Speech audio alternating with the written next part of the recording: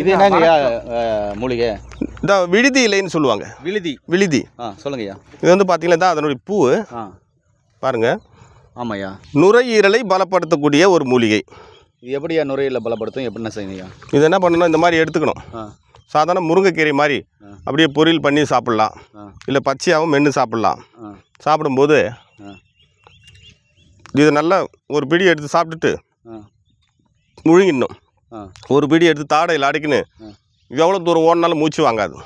First தரம் கொஞ்சம் சும்மா ஓடி பாருங்கள், அப்புறம் இது சாப்பிட்டு ஓடி பாருங்கள், மூச்சு வாங்காத நல்ல தூரம் ஓடலாம்.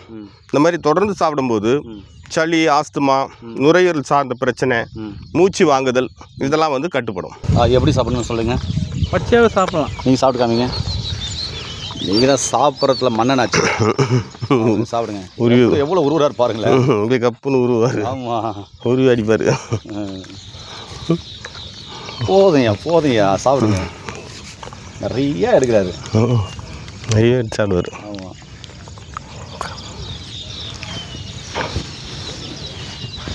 ஆமாம்.